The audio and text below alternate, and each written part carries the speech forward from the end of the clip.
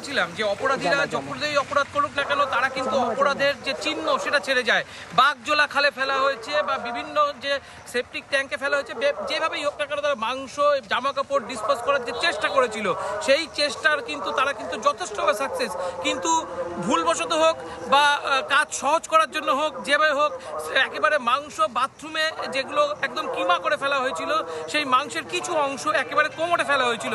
আমাদের সঙ্গে রয়েছে একেবারে এই আবাসনেরই যে কর্মী, একদম একজন কর্মী রয়েছে আমাদের সাথে, সেই কর্মীর সাথে কথা বলবো। তিনি কিন্তু আজ সারাদিন ছিলেন, এই যে উদ্ধার অভিযান চলেছে এই উদ্ধার অভিযানে তিনি ছিলেন। সেপটিক ট্যাঙ্কের যে পরিষ্কার হয়েছে সেখানে একদম সামনে থেকে দাঁড়িয়ে প্রত্যক্ষ ছিলেন।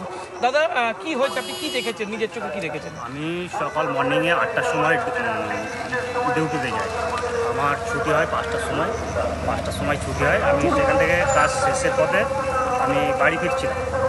বাড়ি ফেরার পথে দেখলাম এখানে অনেক পুলিশ সব রয়েছে। এখানে সেই মার্ডারটা হয়েছিল, সেই জন্য পুলিশটা এসছে। দেখি কিছু পেয়েছে না। গিয়ে দেখলাম যে মাংস, মানে আপনার যে ম্যানুয়াল পায়খানার যে ম্যানুয়ালের যে সেফটি ট্যাঙ্কগুলো হয় সেই সেফটি ট্যাঙ্কের মধ্যে 3 থেকে 4 কেজি মাংস উঠিয়েছে সেফটি ট্যাঙ্কে। মাংসটা কেমন দেখেছেন? কি মনে হয়? ছোট ছোট পকোড়া পিস করা হয়েছে। মাংসগুলো জলের মধ্যে অনেকদিন ছিল, সাদা হয়ে গেছে মাংসগুলো। সেখান থেকে আমি সেইগুলো দেখে আমি ছবি উঠাতে গিয়েছিলাম। ওখান থেকে সিআইডি আধিকারিকরা মানা করেছিল ছবি উঠাতে না। আমি তাই ছবি উঠাতে পারিনি, তাই ওখান থেকে থাকতে পারছিলাম না। প্রচণ্ড মানে গা গুলাচ্ছিল দেখে, মানে এত বমি পাচ্ছিল যে আমি ওখান থেকে বেরিয়ে আসতে বাধ্য হয়েছি। সিআইডি কর্মকর্তারা মাংসের টুকরোগুলো কি করলেন? আপনার স্বামী তো নিয়ে গেলেন। যে মাছের যে ছোট ছোট বলগুলো হয় না, যে মাছ রাখার জন্য, সেই বলের মধ্যে লবণ মিশিয়ে আর জল ঢেলে মাংসগুলো তাতে রাখা হয়েছে। কতজন ছিলেন সিআইডি আধিকারিক? ছিল অনেকেই ছিল।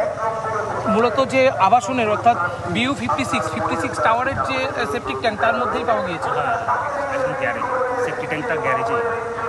দেখুন, সেপটিক ট্যাঙ্কটা মূলত কিন্তু যে আবাসনের গ্যারেজ, সেই গ্যারেজের উপরেই প্রতিটি টাওয়ারের আলাদা আলাদা সেপটিক ট্যাঙ্ক, এবং এই সেপটিক ট্যাঙ্কেরই 56 নম্বর যে টাওয়ার, সেই টাওয়ারের সেপটিক ট্যাঙ্ক কিন্তু যে খোলা হয়, তার যে সুয়ারের যে লাইন সেটাও ভাঙা হয়।